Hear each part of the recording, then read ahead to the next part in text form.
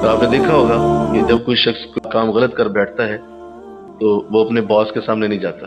दफ्तरों में भी ऐसा ही होता है, घरों में भी ऐसा ही होता है। जब कोई औलाद काम गलत कर बैठे अब्बा जी के सामने नहीं जाएगा। ऐसे ही गुनाहगार अल्लाह के सामने नहीं आता। तो बताइए इससे बड़ी क्या सजा हो सकती है कि जिसको अल्लाह के सामने आने से भी अल्लाह दूर कर दे। इससे बड़ा क्या जुल्म और सितम किया जा सकता है। किसी शख्स के ऊपर अजाब क्या हो सकता है कि वो नेकियों की तरफ जाने का रुझान ही खत्म हो। अब जब कोई और ज्यादा गुनाहों की तरफ जाता है, सुनिए, तो उसके लिए हर गुनाह आसान होता चला जाता है। पहले छोटा था, बोलो, फिर क्या हुआ, बड़ा, फिर उससे बड़ा, और यूं चलता चलता वो अल्लाह के साथ शिरक भी कर बैठेगा, जो कि सबसे बड़ा गुनाह है। इन्न शिर्क लजुल्मुन अजीमुन, बेशक शिर्क सबसे अजीम जुर्म है।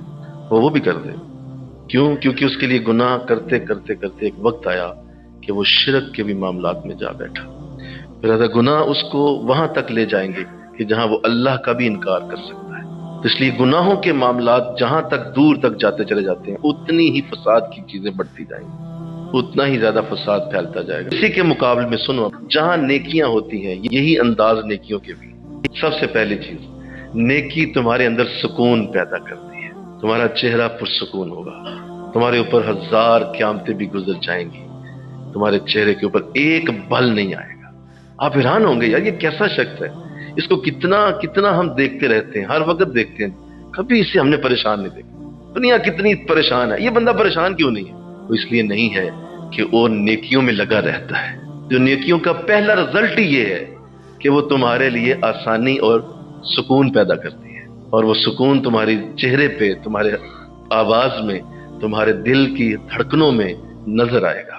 वो वजूद तुम्हें नजर आएगा कि ये बायस सुकून। अच्छा, ना सिर्फ जिस तरह वो था कि करीब बैठे हुए शख्स को भी वो बेचैन कर देता है, यहां उल्टा साहब है, यहां करीब बैठे वाला भी सुकून लेके चला जाएगा। हालांकि बेसुकून आया था, लेकिन जिसके पास बैठा वो सुकून वाला था, नेकियों वाला शख्स था।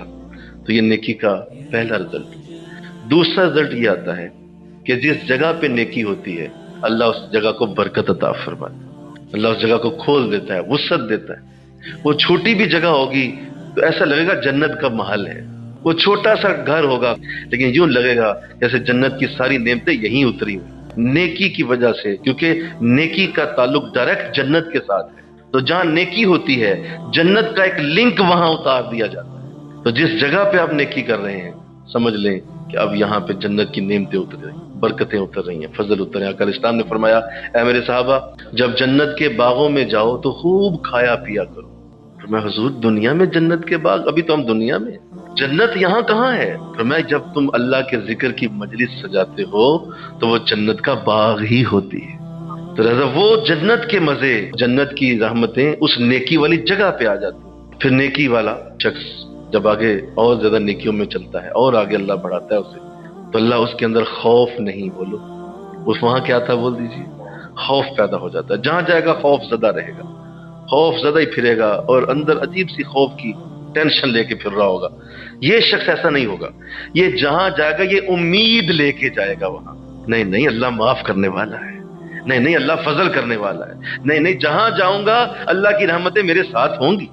ये फजल लेके चलता है, ये खौफ लेके नहीं चलता। रहमतों की बहारें अल्लाह साथ लेके चलाएगा। क्यों? क्योंकि हर जगह नेकियों के कदम साथ साथ चलते हैं।